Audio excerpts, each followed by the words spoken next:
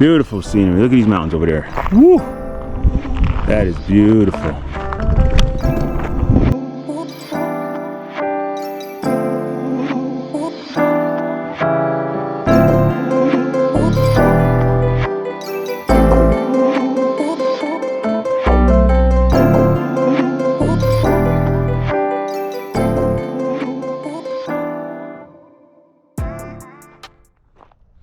Isn't this beautiful? Look at the sights. Mountains. Unbelievable. Oh, I'm sorry. No parking? Sorry, sir. Yeah, oh, I didn't even see that sign. No parking, no trespassing. Private property. Violators will be prosecuted. Whoa. Listen. Sir. My apologies, sir. No, I'm just taping. I'm just taping the area and see what's going on. Just out here enjoying the hike and everything. I don't want no problem though. My apologies. I'm sorry. I'll make sure it won't happen again. But you look familiar. Man. Do they call you Godzilla? I think they call you You look like Godzilla to me. You look very familiar. Do you mind if... Can I shake your hand? Do you mind if I shake your hand? What do I got? Woo, woo, woo. Yeah. But your boy's back, chasing RPM, and I gotta wear the shirt, gotta represent. I think you know. This car needs no introductory. You know. If you don't know what this is, if you do not know what that is, you've been under a rock. But what I have today is a 2018 Nissan GTR R35, also known as Godzilla. This car, 565 stock horsepower, 460 pound-feet of torque. But let me tell you something. This car's not stock. This car's got a full bolt-on, downpipes, exhaust. You're pushing about 700 horsepower with this car. They changed this around. 2018, they came along. They put comfort mode in there, CarPlay. You know, they're finally trying to catch up with everybody else. But tech-wise, we'll talk about it. Mechanical-wise, we already know it's there, right? We're gonna hop in. We're gonna take it for a ride. We'll do a quick walk around. But this customer updated the wheels, obviously. You know, looks pretty good. 20s in the front, 20s in the back. We're rolling. Everything's pretty much stock on the car, except for the bolts on, obviously.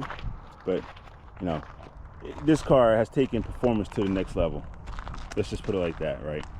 There's a lot we can sit here and talk about, but the main stuff is the level of performance this car has taken it to. The car came on the scene in 2007. That's when we first heard about it. In 2009, it hit the market. $60,000 if you were able to buy this car for $60K. Now you'd be happy if you can get one, a used one, for $60K. 2009. It held its value, and let's just say everybody loves it.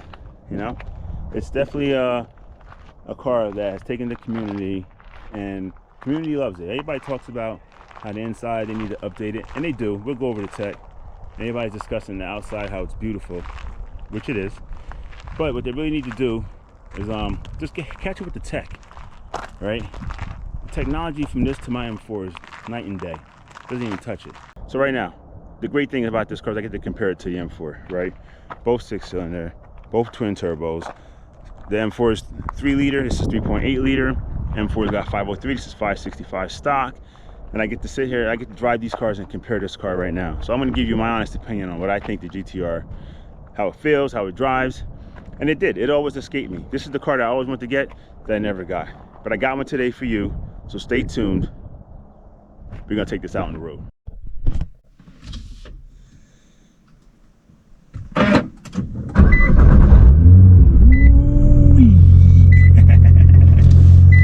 Let's go, baby.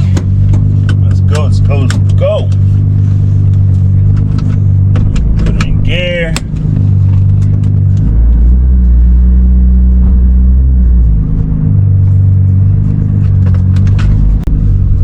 All right.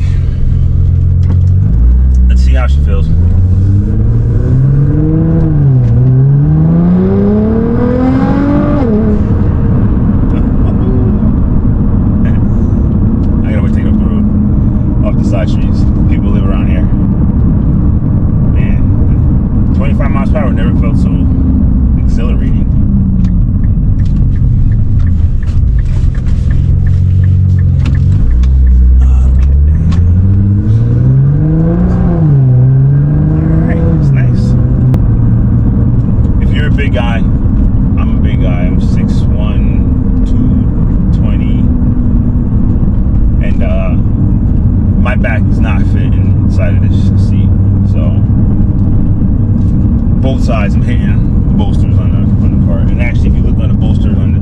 drivers. It's rubbing off. So it is what it is. All right, gotta accept the good with the bad, people. But so this car's got a U-Tech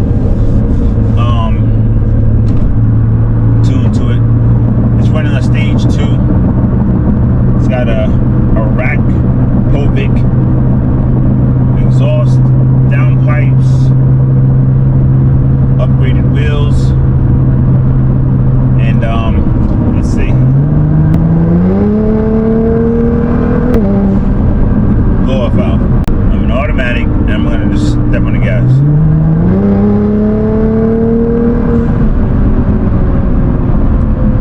It only went down to 5th gear. That's not enough. So if you're riding around in your GTR and you pull up next to somebody, you want to bully them, and you step on the gas, it's not enough. It has to downshift more. I don't know why it only goes to 5th gear. It's weird.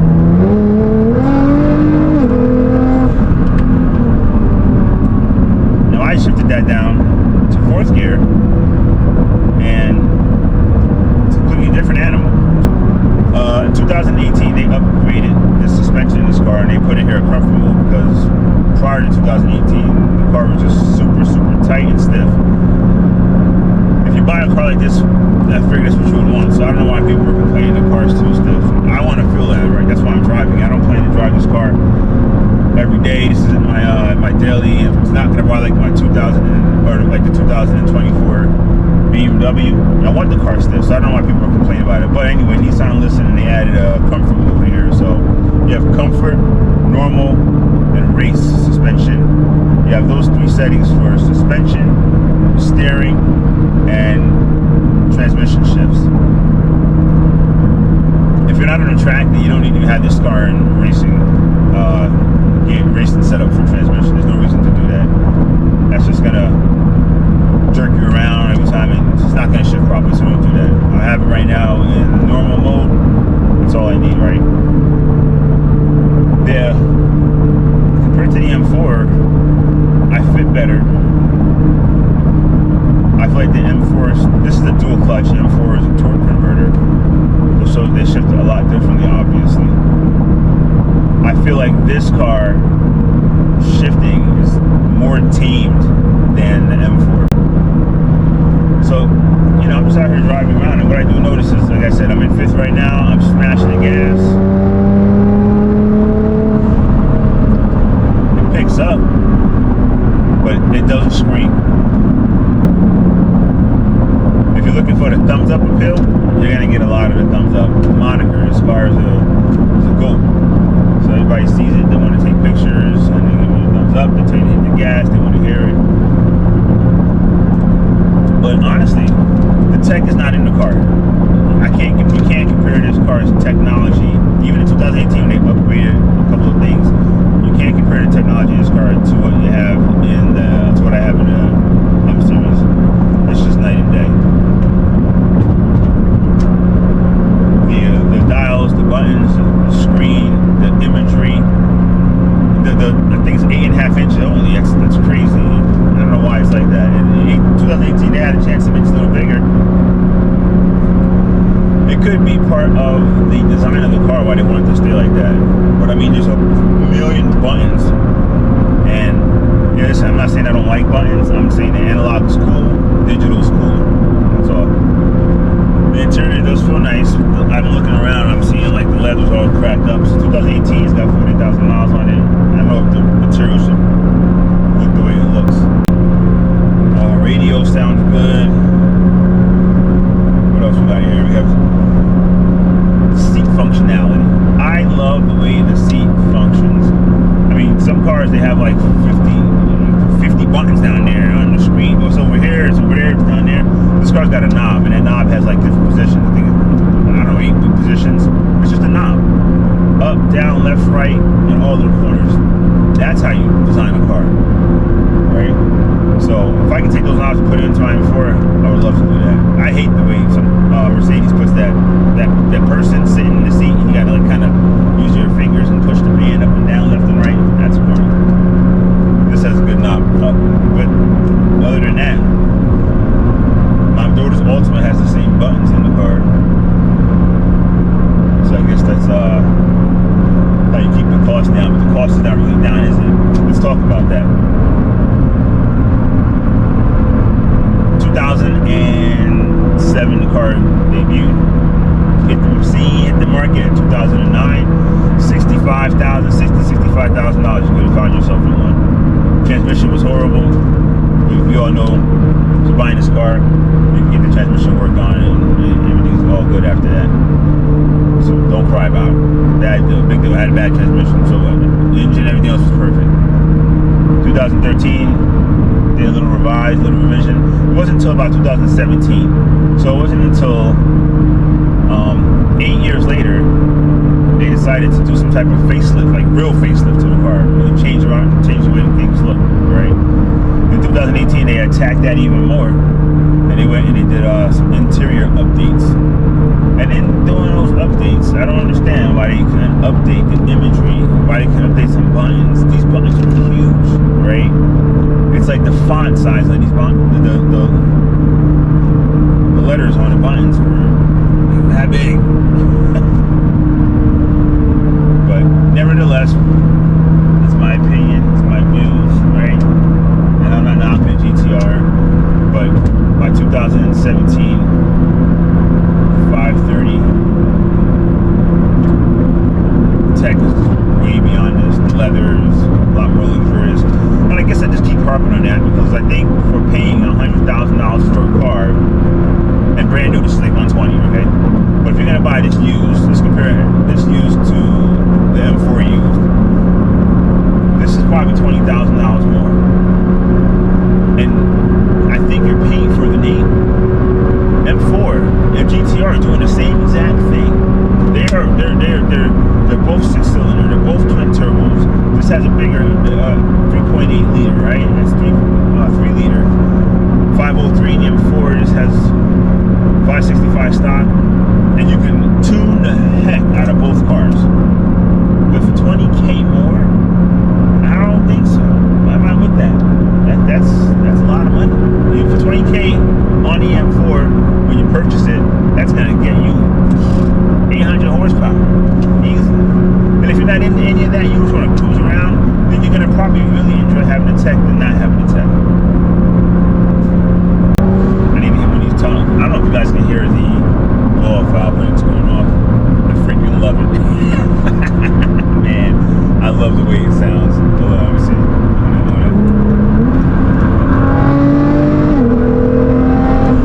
Ooh, man, I love that sound. Exhilarating. Man. But no, the car it definitely feels stable. I'm telling you right now, the car is big and it's deceiving. You're going faster than you think you're going because the car is so big. Not heavy. Don't get that confused. The M4 is heavier, 100 pounds heavier than the GTR. But this car looks bigger. It's bulkier, right? So you're going up, whatever you're going, and you're not thinking you're going that speed because the car is so heavy. So, right? You got these M4s, you got these M3s, obviously M80, or sorry, the G80X, right? Those platforms, those chassis cars. You have the Nissan GTR. These cars are producing serious numbers. I mean, there's some guys at powerhouses online right now, and they're pushing thousands of horsepower, and it's just insane. You know how strong the stock blocks are. Obviously, you get to 1,000 horsepower, you're probably doing some internals, but you can go 700, 750, 800, you know, on stock engines. That's amazing. But I guess all said and done, at the end of the day, I think it's a great car, right? You cannot knock the history and the performance of the Nissan GTR. For the performance to get in here and probably about the 100K, if you're